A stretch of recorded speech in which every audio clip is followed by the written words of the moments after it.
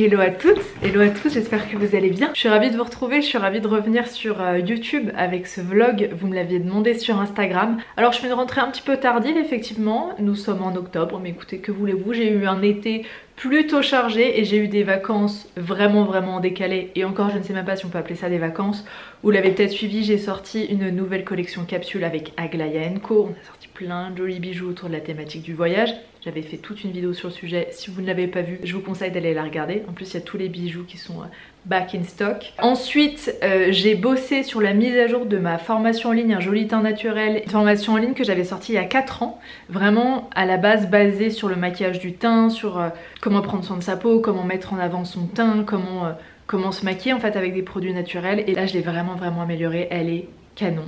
Il y a tout un e-book qui va avec, un e-book de plus de 80 pages. Il y a toute une liste avec les meilleurs produits selon moi, les meilleurs produits soins, les meilleurs produits maquillage. Il y a toutes les techniques pour prendre soin de sa peau en termes de soins, en termes d'alimentation, en termes de massage.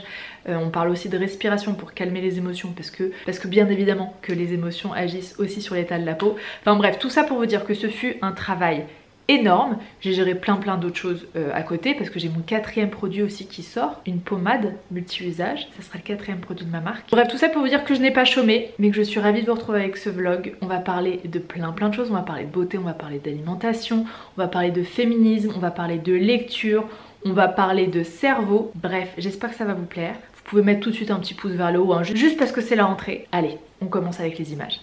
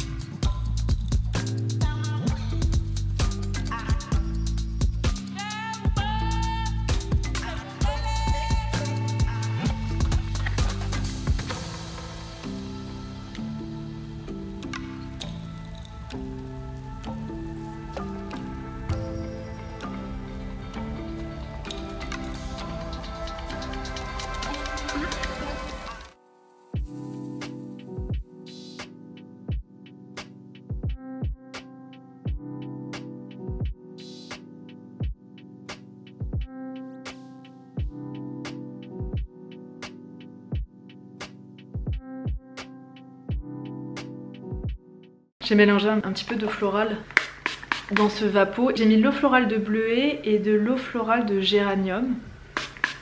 Sans grande surprise parce que ça ne change pas vraiment. Je vais utiliser la lumineuse et je vais utiliser le sérum booster de Novexpert que j'adore. C'est le sérum à l'acide hyaluronique. Je vais mélanger les deux étapes. Je vais mettre une goutte du sérum à l'acide hyaluronique. Il n'y a pas besoin de plus. Et je vais mettre un petit peu plus de la lumineuse parce que maintenant j'aime bien masser le visage le matin. Je mets 6 gouttes au lieu de 4. Et vous voyez, ça me fait un mélange comme ça. Et j'applique sur la peau. Et j'applique bien sur le cou aussi.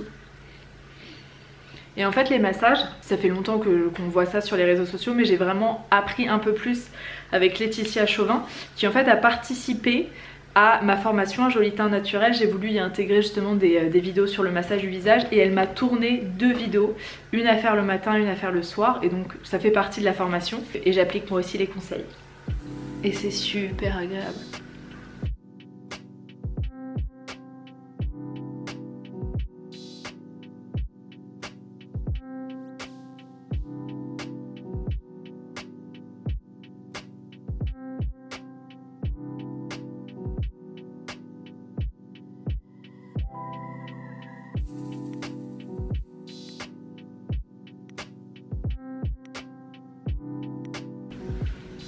Ça permet vraiment au produit de pénétrer. Ça donne un vrai coup de fouet en plus au visage.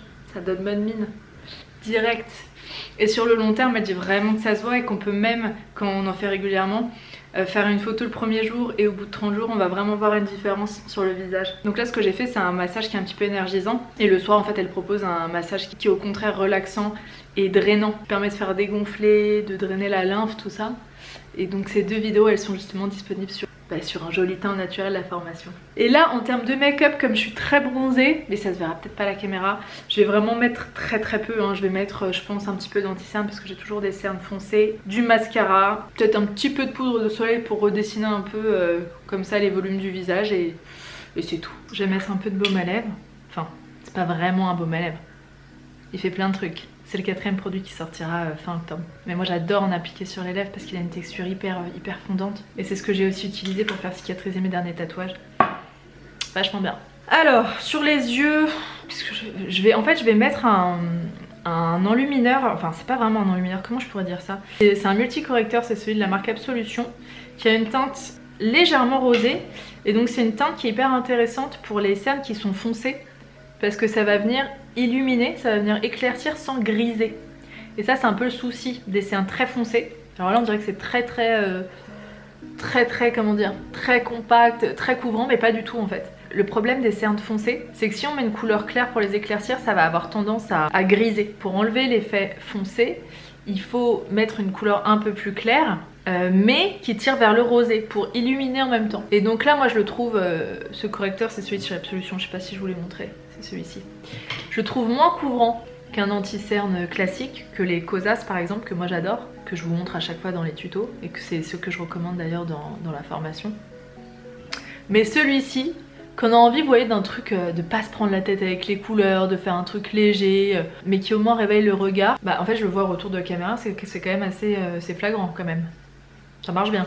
Et celle-ci c'est une couleur universelle, c'est la teinte 4, non c'est la teinte 10 pardon. Ils ont 3 autres teintes qui sont plutôt je pense des correcteurs de cernes, vraiment en mode anti-cerne. Celui-ci c'est la couleur universelle, celle qui est censée convenir à tous. C'est pas vraiment le cas mais au moins ça... On va dire ça marche bien sur les cernes foncées. Je vais juste poudrer au niveau des paupières. Et j'ai pas ma poudre avec moi. Bon je le ferai après hors caméra parce que là j'ai la flemme. Je vais appliquer un petit peu de poudre de soleil. Je vais mettre celle de chez Irisé Paris, qui est un fond de teint poudre en fait, mais que moi j'utilise en poudre de soleil parce que j'ai pris la plus foncée. Irisé Paris c'est une bonne marque aussi, tout est fait en France. Et en fait on compose nos propres palettes, donc c'est assez cool. Donc j'en mets sur l'extérieur du visage. Alors j'en ai pas vraiment besoin parce que je suis bronzée, mais c'est pour restructurer en fait, c'est pour faire une sorte de mini contouring. Hop là.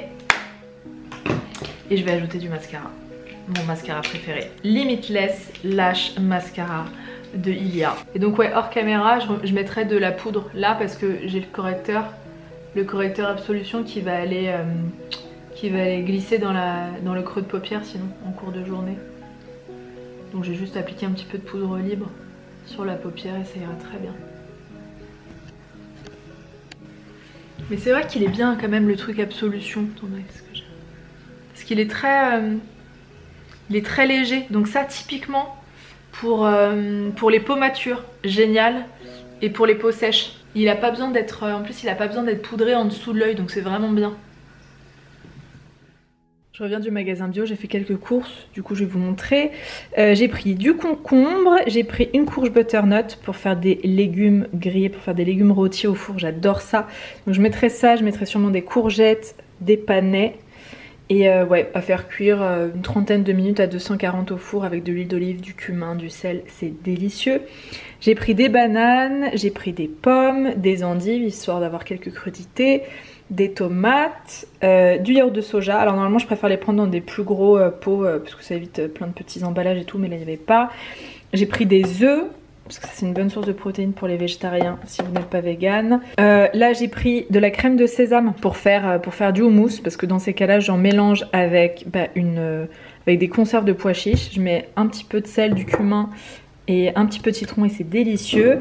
La nocciolata bien évidemment. J'ai terminé en fait la pâte à tartiner de Casidomi et donc voilà, plutôt que d'attendre une commande j'ai pris ça au magasin bio. Et j'ai pris en plus de ça des cacahuètes parce que moi j'ai vraiment, enfin j'adore le beurre de cacahuète et je me dis que ça peut être cool aussi d'en consommer comme ça. Donc elles sont grillées mais pas salées celles-ci, donc je pense que j'en mettrai de temps en temps dans des, je sais pas, dans des currys ou même dans des porridge. Et ouais, je pense que ce soir en fait je vais faire des légumes rôtis et je mettrai avec du houmous que j'aurais fait maison dans des sortes de tortillas, je vais vous montrer. Que j'ai acheté pour le coup, pas du tout au magasin bio, que j'y suis allée, enfin j'en ai acheté quand j'étais chez Monoprix. Faire des faritas en fait avec houmous et légumes rôtis, et ça c'est un de mes plats préférés. J'en fais très souvent et c'est délicieux.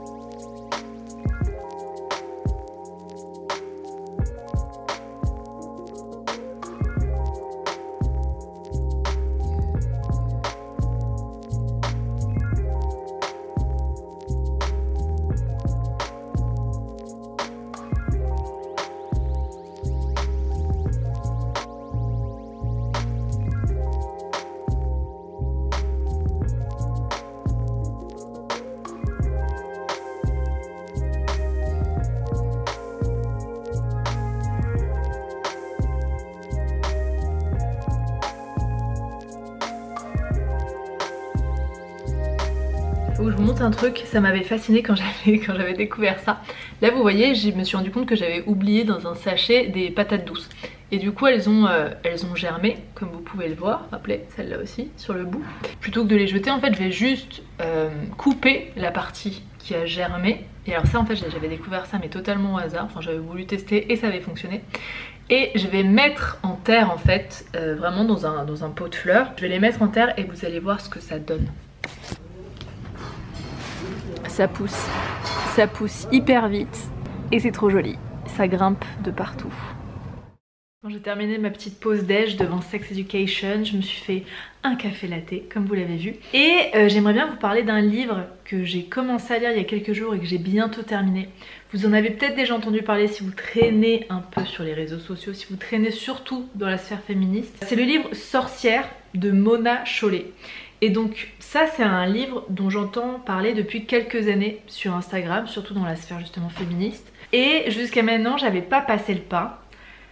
Parce qu'au fond de moi j'avais une certaine peur en fait. Je savais qu'en lisant il y allait y avoir des choses qui allaient changer, que j'allais changer de point de vue sur certaines choses parce qu'en fait j'allais m'informer sur certains sujets.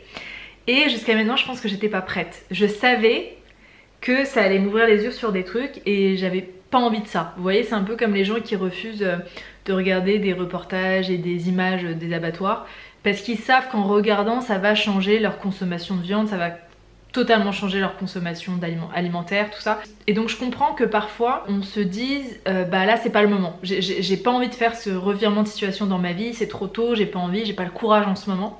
Et c'était un peu pareil avec ce livre. C'est un livre hyper intéressant, hyper bien documenté, facile à lire, enfin ça j'avais un peu peur aussi. Et effectivement je comprends pourquoi j'ai mis du temps à le lire parce que oui, il bouscule, oui, il ouvre les yeux sur plein de choses. Surtout sur le patriarcat et comment en fait les femmes qui sortent un petit peu de la norme, les femmes qui sortent un peu des rangs, sont considérées en fait comme des sorcières. Alors on le conscientise peut-être pas, mais des sorcières dans le sens des personnes qu'on met de côté ou des personnes dont on a peur en fait. Et elle parle notamment énormément des femmes sans enfants, des femmes à l'âge mûr, des vieilles femmes, et des femmes indépendantes, celles qui se marient pas, celles qui ne forment pas un couple lambda, un couple qui correspond à la vision avec laquelle on a grandi. Et ces femmes-là, inconsciemment, elles font peur. Et je trouve ça hyper intéressant parce que j'avais pas conscientisé, enfin je savais que en tant que femme indépendante ou femme sans enfant, on pouvait faire peur, je comprenais pas trop pourquoi. J'avais pas non plus conscientisé à quel point l'âge et surtout la femme qui vieillit et non considérée, est vraiment mise de côté d'ailleurs dans la société. Alors la vieillesse tout court d'ailleurs est plutôt mise de côté, mais surtout celle de la femme, ou en tout cas celle de l'homme arrive beaucoup plus tard. Bref, du coup c'est hyper intéressant. Je suis pas forcément d'accord avec tout non plus, il y a des petits points qui viennent un peu me faire tiquer. Je me dis là c'est un peu too much et voilà, je suis pas forcément d'accord, mais en fait j'en viens à comprendre pourquoi on dit souvent que les féministes sont en colère. Et j'ai été la première à dire ça, hein. Je suis pas très fière d'avoir dit ça, mais je disais ouais, le féminisme ça m'intéresse pas trop, j'ai l'impression qu'il y a trop de colère là-dedans, c'est que des femmes en colère et ça m'intéresse pas, tout simplement parce que la colère en fait n'est pas agréable à vivre au quotidien. D'être en colère c'est sûr, et de côtoyer des gens en colère toute la journée c'est fatigant. Sauf qu'il y a de quoi être en colère. clairement, il y a vraiment de quoi être en colère. Le truc c'est que, hommes comme femmes, on a grandi dans une société patriarcale, dans une société qui a mis les femmes de côté ou qui a mis les femmes sous cloche. Et du coup, moi aussi j'ai grandi avec ça. Donc moi aussi il y a des trucs qui me semblaient totalement normaux et qui ne le sont pas quand on prend vraiment du recul. Et d'ailleurs j'en étais vachement rendu compte déjà en regardant un film sur Netflix qui s'appelle Je ne suis pas un homme facile. Et je me suis rendu compte qu'il y a plein de trucs qui me semblaient ouais, totalement évidents, normaux et pas choquants. Et en fait quand on l'inverse, si on mettait ça sur des hommes, ça me choquerait de dingue. Donc pourquoi est-ce que pour une femme j'accepterais? Donc déjà ce film m'avait permis de me rendre compte que j'étais la première à être conditionnée en fait par le patriarcat. Les hommes aussi en fait. Et c'est pour ça que je comprends très bien la colère. Je comprends très bien cette colère que l'on ressent quand on s'intéresse à ces sujets-là.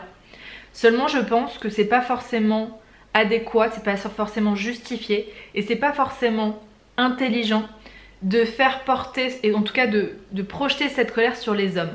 Parce que, en tout cas c'est mon avis actuellement, hein, et vous me direz ce que vous en pensez, parce que les hommes aussi ont grandi dans cette société et ils ont été conditionnés comme ça. Ils le font pas pour être méchants, ils le font pas exprès, comme moi je le fais pas exprès quand je suis pas féministe dans certaines paroles ou dans certains de mes actes. J'ai grandi comme ça me paraît évident, donc en me documentant, en m'informant, j'arrive à changer.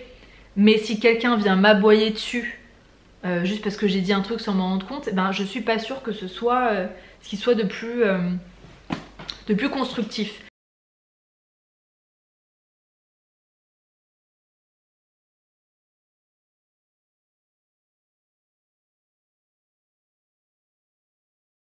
Bien que la colère, même si je suis pas fan de cette énergie au quotidien, elle a quand même l'avantage de bousculer un petit peu, vous voyez, donc je peux pas dire que c'est mal d'être en colère et c'est pas bien de crier sur quelqu'un qui à un moment ne fait pas quelque chose de juste. Je sais pas, moi en tout cas c'est pas mon énergie et je pense qu'une fois que je serai vraiment bien informée sur ces sujets là, je pense que j'aurais tendance à le faire passer en douceur. Mais pas parce que je me force à être douce, c'est parce que c'est mon énergie de base, vous voyez. Et si vous voulez, voilà, commencer à vous y mettre sur ces thématiques là, super livre. Il y a aussi un podcast que je vous conseille vivement qui m'a aussi un peu ouvert les yeux au fur et à mesure, ça s'appelle Le cœur sur la table. Extraordinaire podcast, hyper bien réalisé, enfin bref, vraiment allez-y, c'est hyper intéressant. C'est sur le féminisme mais surtout sur le couple, sur les normes qu'il y a autour du couple. Et donc ça vient un peu parler de féminisme aussi bien évidemment. Sortir de Mona Chollet et Le cœur sur la table, c'est deux bonnes portes d'entrée je dirais dans le féminisme. Et après on en fait ce que l'on veut. Mais effectivement je suis en train d'ouvrir les yeux sur comment on est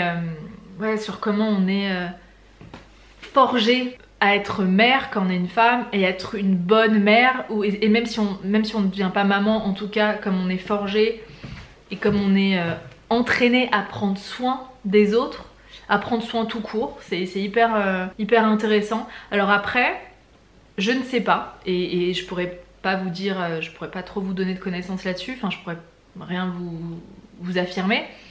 Je me demande s'il n'y a pas quand même des choses qui sont naturelles et instinctives de par notre côté animal. Et j'espère que je dis pas une bêtise quand je dis ça. Mais peut-être que comme justement en tant que femme on n'est pas conditionné mais qu'on est capable de donner la vie, peut-être qu'il y a un truc qui est plus de l'ordre du prendre soin d'eux parce qu'on est capable de donner la vie. Ça veut pas dire qu'on est obligé de prendre soin ou qu'on est obligé de donner la vie. Mais il y a peut-être un instinct qui est un peu plus important chez nous que chez les hommes, je sais pas. Ça c'est vraiment une question et je sais pas qui posait cette question. D'ailleurs je ne sais pas si... parfois c'est un peu ce que j'ai pu reprocher au féminisme, ou en tout cas au féminisme, ce que j'appelle 2.0, le féminisme d'Instagram. Est-ce que parfois on n'essaie pas de renier une part qui pourrait être naturelle chez nous et essayer d'instaurer une sorte de truc sociétal de tout le monde doit être exactement pareil parce que c'est comme ça. Et bien évidemment que selon moi il faut être égaux, qu'on ne devrait pas placer des rôles sur les genres, mais n'empêche, j'ai quand même un truc qui me dit peut-être qu'il y a quelque chose d'assez naturel aussi à être différent les hommes et les femmes. Je sais pas, je vous balance mes réflexions et c'est peut-être des grosses bêtises que je suis en train de dire. Je ne sais pas ce qui est l'ordre du naturel et ce qui est l'ordre de la société. Et le problème c'est qu'en fait on ne peut pas en être capable. Parce que le cerveau avec lequel on va réfléchir est un cerveau qui a été forgé par la société. Donc c'est quand même très compliqué de réfléchir objectivement là-dessus, vous voyez. Et c'est étrange de naviguer de commencer à m'intéresser justement à cette sphère féministe, parce qu'en fait il peut y avoir plein de trucs un peu qui contredisent ça dans la sphère de la spiritualité. On parle beaucoup du yin et du yang, de l'énergie féminine, masculine, et que l'énergie yang, en tout cas que l'énergie masculine, elle est là pour être dans l'action, pour entreprendre, que la femme au contraire c'est le réceptacle, c'est tout ce qui est passif, c'est la créativité, tout ça, c'est le soin. Et en fait je comprends que ça puisse du coup, ça vient pertiquer les féministes parce que c'est tout ce dont on essaie de se battre dans ce combat là. Mais en spiritualité il faut bien comprendre qu'en fait ce qu'on appelle énergie masculine et féminine, c'est vraiment deux énergies qu'on est censé avoir en soi à part égale chez l'homme et chez la femme. Voilà, donc à nous de choisir ensuite quelle énergie, quelle énergie on utilise pour telle action.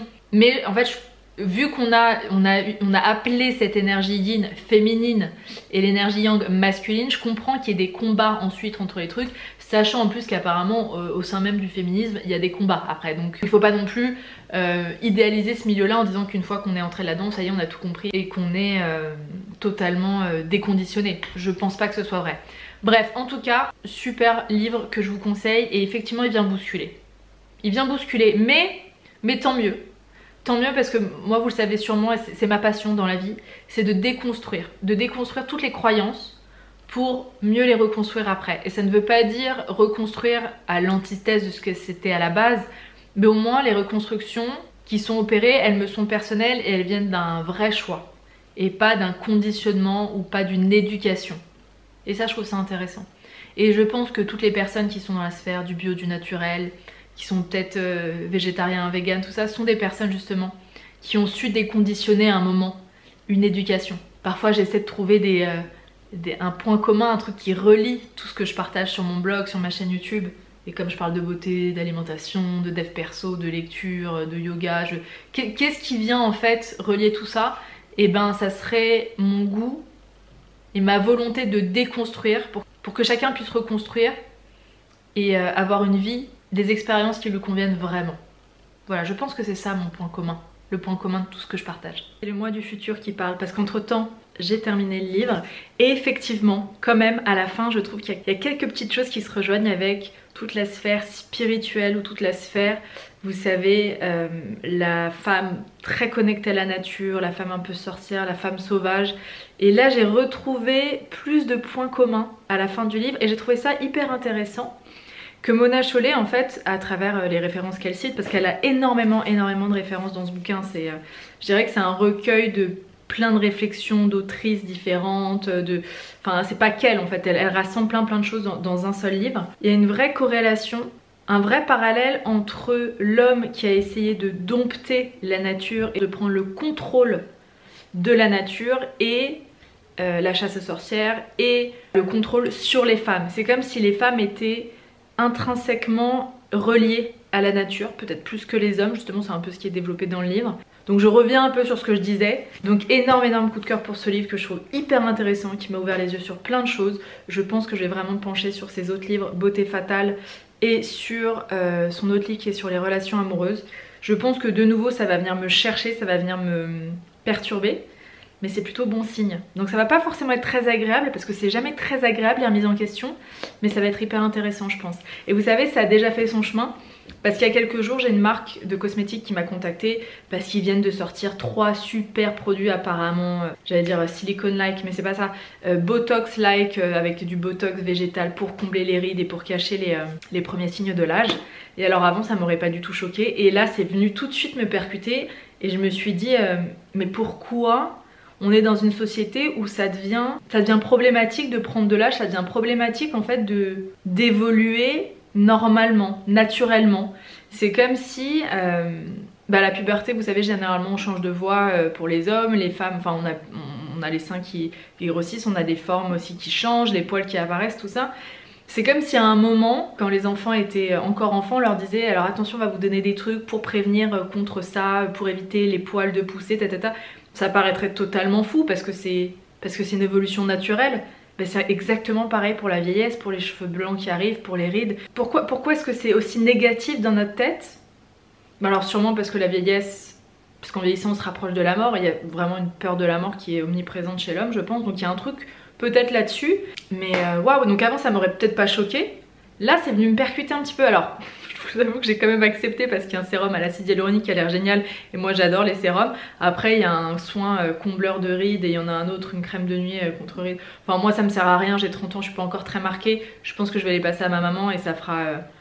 Ça lui fera plaisir et on essaiera. Donc moi je suis toujours entre les deux en me disant oui c'est cool, je sais que ça va servir parce qu'il y a vraiment des femmes qui veulent combler ça. Et en même temps ça participe aussi à cette guerre contre l'évolution naturelle.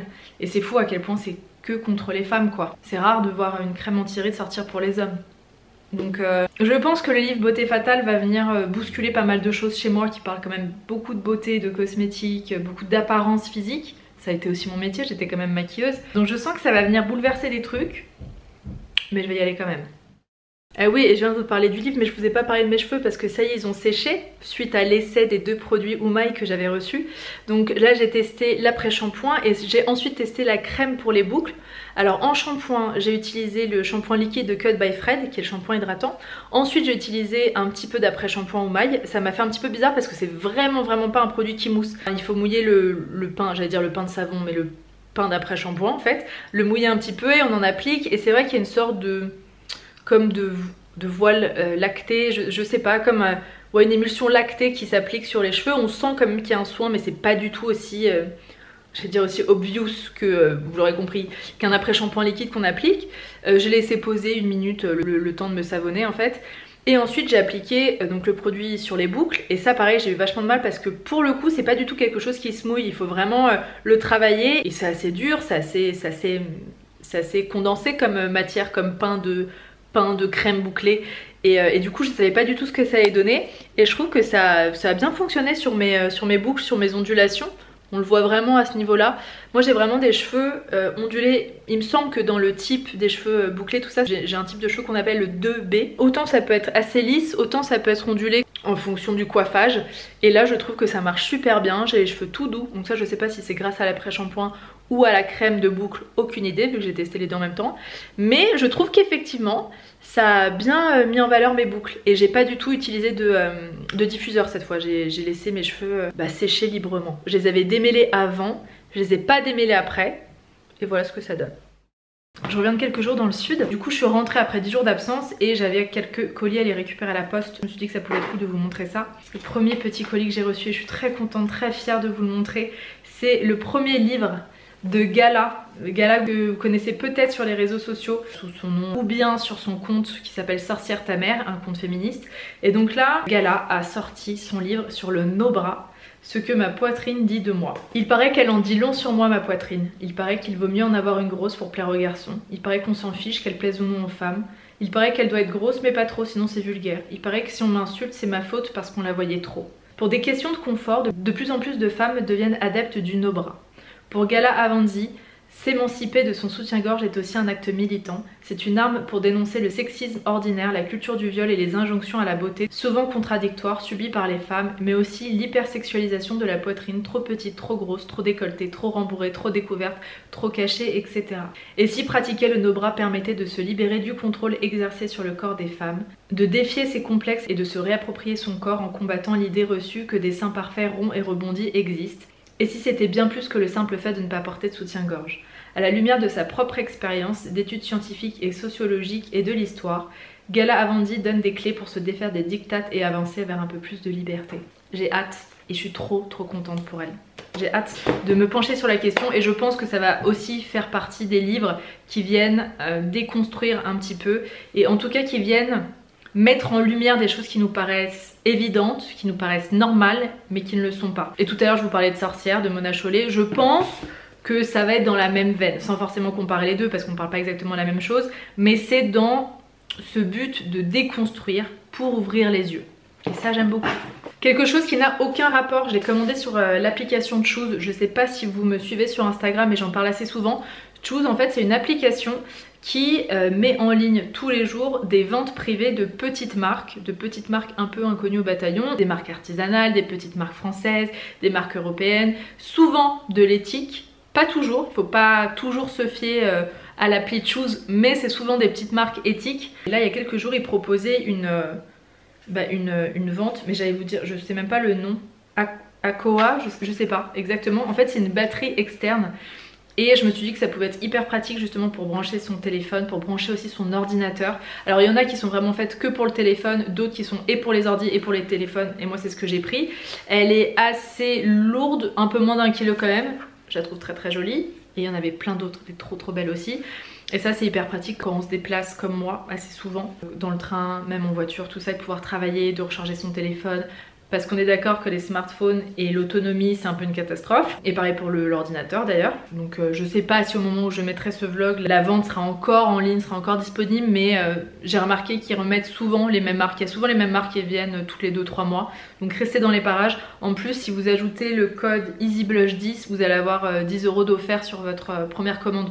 Donc ça peut valoir la peine. Et enfin j'ai reçu des chaussures. Donc pareil, je vous en ai déjà parlé. Je vous ai déjà parlé de cette marque sur Instagram à l'époque parce que j'avais acheté une paire suite à une vente Choose encore. C'est une marque qui s'appelle Balt, je crois que ça se dit comme ça. Et c'est une marque de basket, pareil française, éthique, recyclée, tout ça. Je vous mettrai le lien pour que vous puissiez aller checker.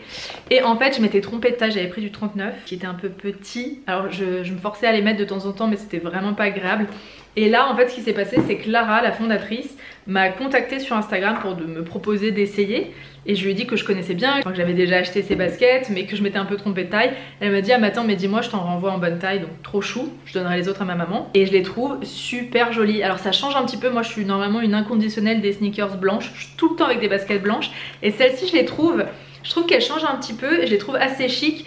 Et je trouve que justement avec un style plutôt sobre et élégant, ça vient dénoter un petit peu. Et moi j'adore casser les looks. Par exemple je porte toujours des robes longues qui sont très chic avec des baskets et avec des vestes en jean pour casser un peu les looks. J'aime pas être 100% élégante et j'aime pas être 100% street non plus. Elles sont hyper agréables, elles sont hyper belles. Et pour le coup elles répondent à une éthique qui est plutôt très cool. Donc voilà, ça c'était les 3 choses que j'ai reçues. Enfin même les 4 avec justement les produits Oumaï que je vous ai présentés plus tôt dans la vidéo. Et voilà.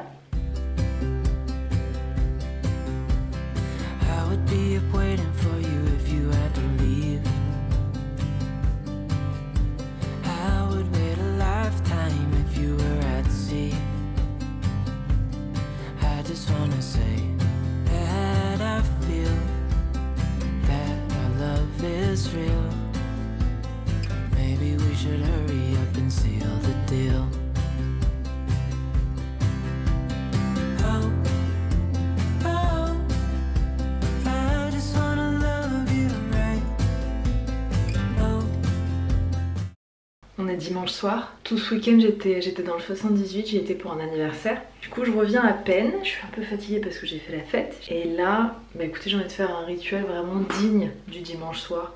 Donc je vais me démaquiller, chose que je n'ai pas faite hier soir, pas bien du tout. Mais quand on s'endort à 4 h du mat, pas chez soi, c'est rare qu'on prenne le temps de se démaquiller, de se masser le visage, tout ça. Bref, donc je vais me démaquiller, je vais me faire un petit gommage du visage avec la rêveuse que je vais mélanger avec un peu de marc de café que j'ai récupéré et que j'ai mis dans une petite coupelle. Je vais masser comme ça tranquillement le visage et ensuite je vais appliquer... Non, je pense que je vais me remasser le visage ensuite avec un peu de la rêveuse. Je rincerai et ensuite j'appliquerai de la lumineuse. J'ai pas forcément envie d'appliquer un masque. Ensuite je vais me faire un petit repas, bosser peut-être un petit peu et me mettre devant une série, histoire de chiller et de profiter du dimanche soir.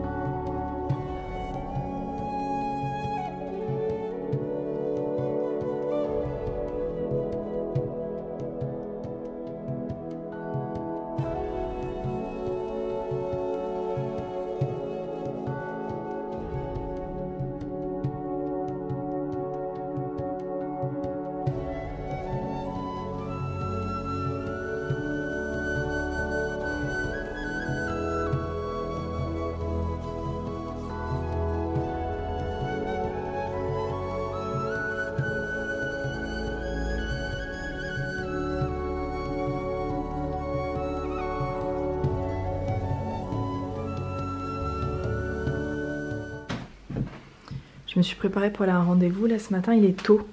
On le voit encore à la lumière dans la chambre.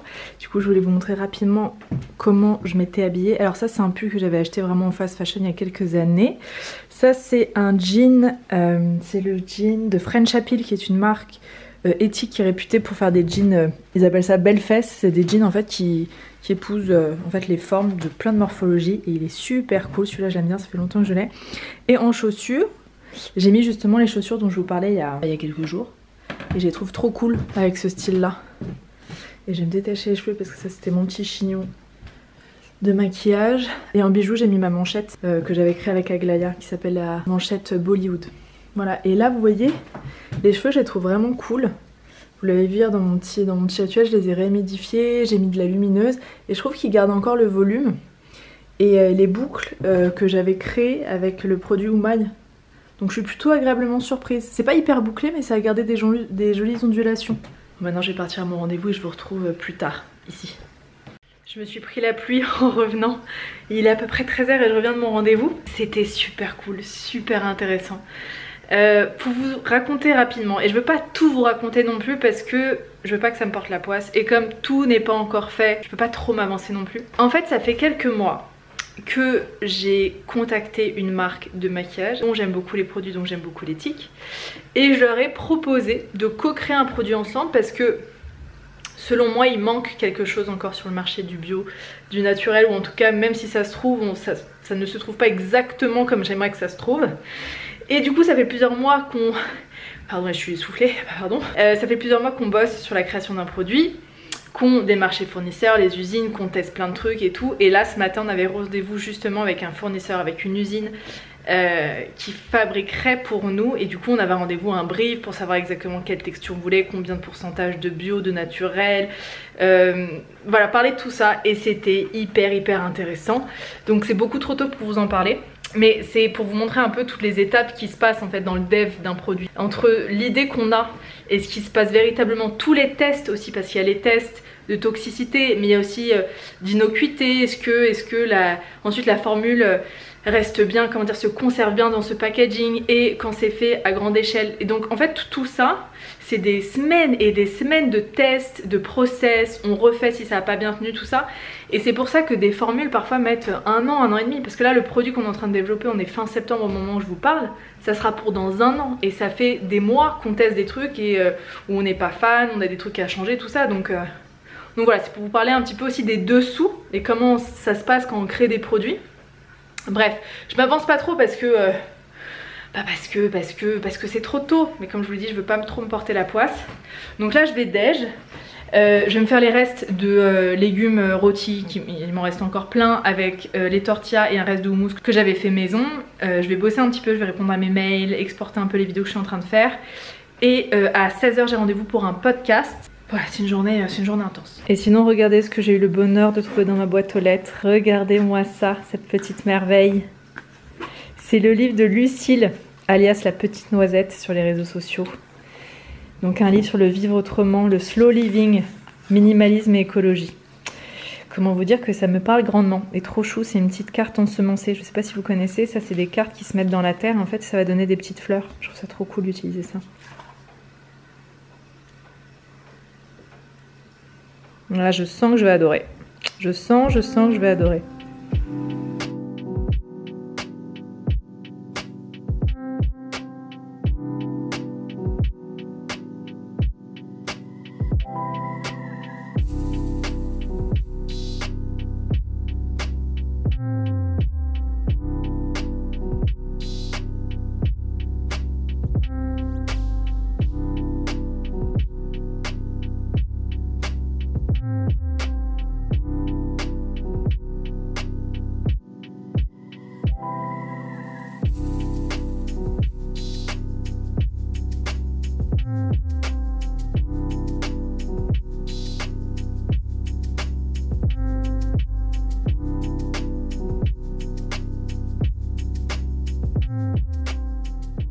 Je viens de terminer ma pause déj. Je voulais vous parler d'un podcast, d'un épisode de podcast que j'ai écouté ce matin en allant à mon rendez-vous justement. C'est un épisode des podcasts de Charles Pépin. Je vous en ai déjà parlé sur Instagram et sur Telegram. Charles Pépin, c'est un philosophe dont j'ai lu un livre qui s'appelle La Rencontre, et il en a fait un autre sur les vertus de l'échec et sur la confiance en soi. J'ai lu que La Rencontre, mais je vais vraiment me pencher sur les autres qui apparemment sont géniaux. Et donc Charles Pépin a un podcast aussi. Et donc là en fait il était en interview, il interrogeait quelqu'un, l'auteur d'un livre dont je vous ai déjà parlé dans une vidéo mais ça date pas mal, d'un livre qui s'appelle... Oh, attendez, je suis hyper surex. Bon, c'est pas grave. Qui s'appelle Votre cerveau vous joue des tours. Et donc là le sujet du podcast c'était cerveau en gros allié ou ennemi. Et j'ai trouvé ça hyper intéressant parce qu'effectivement quand on commence à s'intéresser à la science, aux neurosciences, aux biais cognitifs, tout ça, on se rend compte qu'en fait il faut pas forcément s'écouter, alors que c'est quelque chose qu'on dit beaucoup dans le développement perso normalement, il faut s'écouter, tout ça. En fait on apprend que le cerveau, c'est pas qu'il nous trompe, parce que c'est pas enfin, c'est pas dans l'intention de nous tromper, mais qu'il nous joue des tours dans le sens où il est pas forcément conforme à la réalité, et qu'en fait par rapport à notre survie d'espèce, enfin il est toujours adapté à d'anciens fonctionnements et au monde d'il y a des milliers d'années, mais plus forcément actuel. Et du coup c'était toute une interview là-dessus hyper intéressante que je vous recommande mais vraiment d'aller écouter. Moi je l'ai mis justement en lien sur Telegram, je vais vous le mettre en lien en dessous. J'ai trouvé ça super cool. Je vous recommande aussi le livre qui m'avait ouvert les yeux sur pas mal de choses, Votre cerveau vous joue des tours. Et en fait moi ça m'avait fait vachement réfléchir sur tout ce que je pouvais partager et sur tout ce que peut-être la sphère spirituelle aussi. Je sais pas pourquoi vous me suivez exactement, je sais qu'il y a pas mal de personnes qui me suivent pour le maquillage, pour tout ce qui est beauté, parce que c'est mon ancien métier et c'est par là que je suis arrivée sur YouTube. Et il y en a d'autres qui vont vraiment me suivre vraiment pour le dev perso, pour le côté spiritualité, réflexion, tout ça.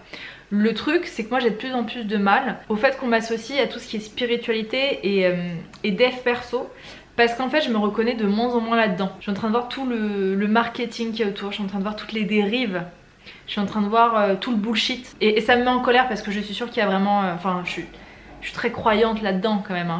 Je suis pas si terre à terre que ça, mais je trouve que ce qu'on en fait devient absolument n'importe quoi. Et pourquoi je vous dis ça? Finalement, est-ce qu'on peut vraiment se croire?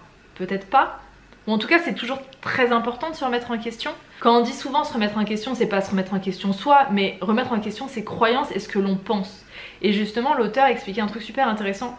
La seule façon finalement de se faire confiance, c'est peut-être d'écouter aussi les autres, parce que lui il aime pas ce côté individuel, on n'est pas que des individus, il y a un truc dans le groupe qui fait que c'est aussi les autres qui vont nous permettre de croire ou pas quelque chose, de remettre aussi les idées en place. Et si on reste embourbé dans nos propres trucs, dans nos propres croyances, dans nos propres infos, dans nos propres biais, bah on peut vraiment se monter tout un monde qui est totalement faux en fait. Et je me suis rendu compte d'un truc qui me fait un peu peur d'ailleurs, c'est que tous les gens qui se disent éveillés, qu'importe le sujet, hein, mais les gens qui se pensent éveillés, qui pensent avoir tout compris d'un sujet, pour moi il y a un petit truc qui va pas, parce que c'est généralement des gens en fait qui ont envie d'être, qui ont envie qu'on les appuie, qui ont envie d'avoir raison, et donc en fait qui vont s'abreuver d'infos qui vont venir confirmer ça. Mais ça veut pas dire que c'est vrai. Mais même, vous savez, tout ce qui touche à la loi de l'attraction, aux énergies, tout ça, j'y crois d'une certaine façon, je suis la première à vous en parler.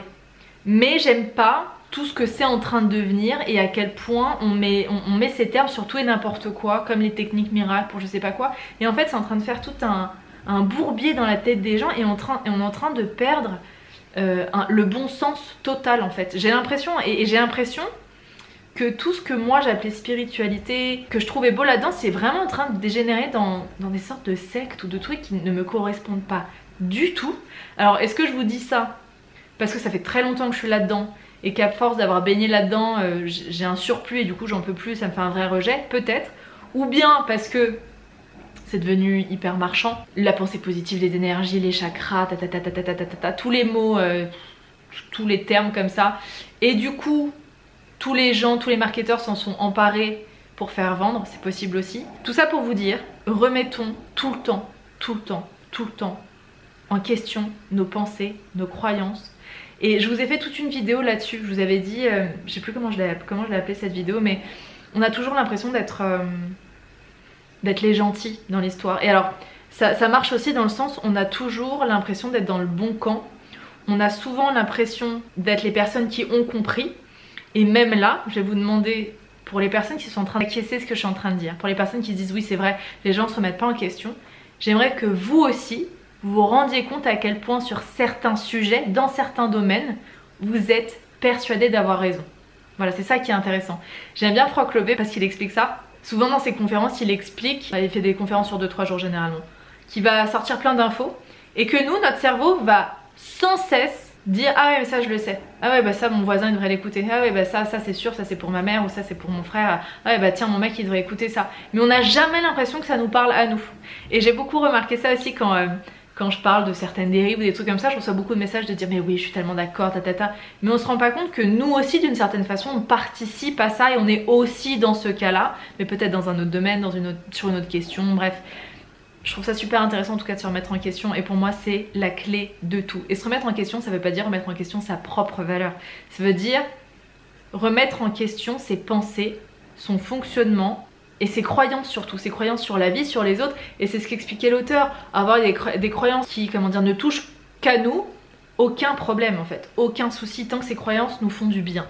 Maintenant si on commence à avoir des croyances et qu'on commence à être militant dans un certain domaine et que ça peut faire du mal à soi et à d'autres gens, là ça devient dangereux. Et je trouve que ça parle dans plein de domaines ça. Et c'est pour ça que je me retrouve de moins en moins dans tout ce qui est dev perso et spiritualité. J'aime pas ce que c'est en train de devenir.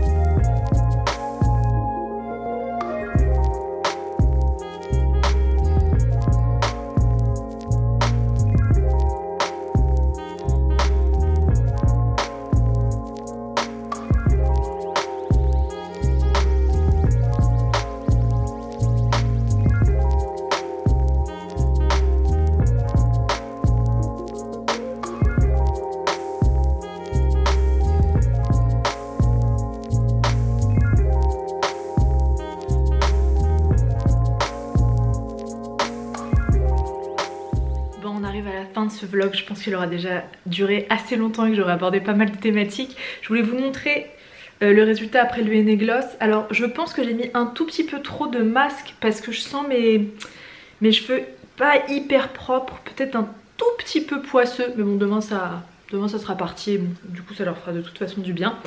Et vous montrer un peu le résultat. C'est vrai que l'utilisation de poudre ayurvédique c'est vachement bien quand on veut donner de la texture aux cheveux, quand on veut donner du volume, donner une sacrée chevelure. Après les poudres ayurvédiques ça renforce, ça gaine le cheveu, tout ça. Par contre c'est vrai que ça les...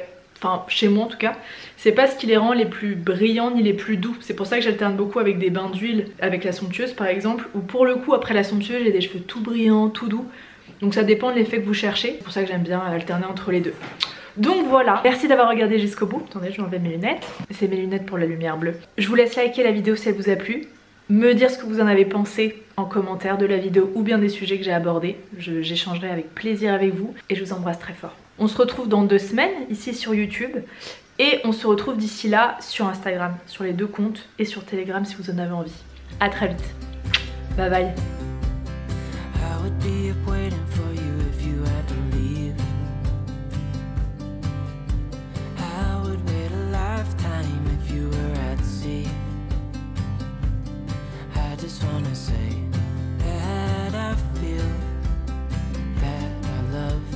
Real.